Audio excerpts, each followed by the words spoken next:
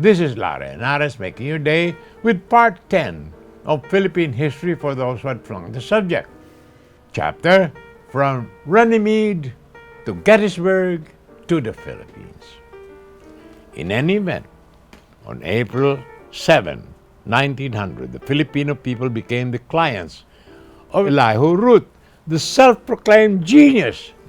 Never in the history of constitutional law, British, American, or Filipino had so much wisdom, honor, and profound jurisprudence have been incorporated within the four corners of one document.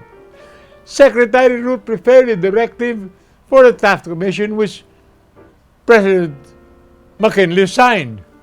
The commission, it said, should bear in mind that the government they are establishing is not designed for our satisfaction, but designed for the happiness, peace, and prosperity of the people of the Philippine Islands, to conform to their habits, their customs, and even their prejudices, consistent with just and efficient government. Thereupon, Elihu Root tossed the whole Bill of Rights for the good measure as a right of all Filipinos, including the magnificent First Amendment, freedom of speech, assembly, and worship, the great Fourth Amendment against unreasonable search and seizures, and the Fifth, Sixth, even the 13th Amendment on involuntary servitude.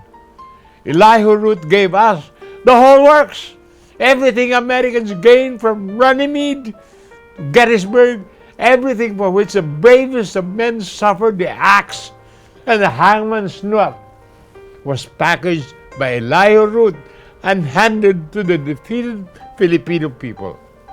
Is this imperialism? More about this after these messages. This is Lara and Ares making your day with part 10 of Philippine history for those who have flunked the subject. Chapter From Runnymede to Gettysburg to the Philippines. The directive drafted by Elihu Root for a Taft Commission, signed by President McKinley, defined the covenant with the Filipinos and the United States to establish a government for the happiness, peace, and prosperity of the Filipino people, with a Bill of Rights thrown in for good measure. It took the English 450 years from Magna Carta in 1215 to habeas corpus in 1667. And Elihu Root gave us all of this in 1901. Is this imperialism?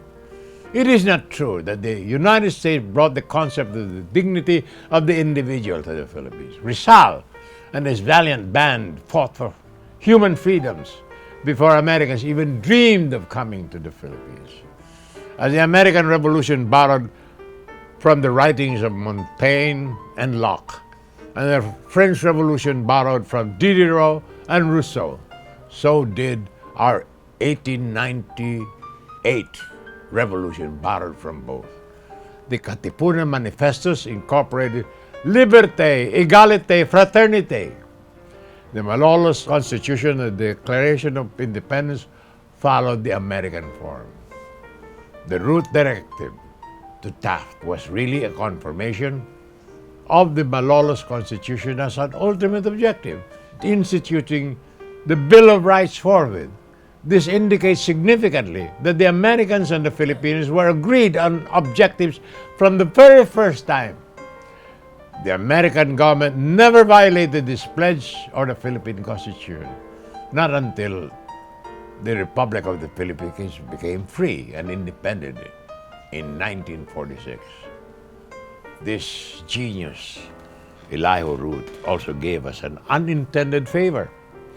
When in the elections of 1905, when the Nacionalista Party under Osmeña and Quezon ran under the banner of total and absolute independence against the Federalista Party under Trinidad Pardo de Tavera and Felipe Buencamino running under the banner of statehood, Tavera and Buencamino went to the United States to consult U.S. Secretary Elihu Root. And we're told by Root in no uncertain terms, we already have a problem of 11 million niggers in this country. Why should we invite 20 million more niggers? The Americans regarded us as niggers. And that put out the light from under these two who thought they were part of the white race.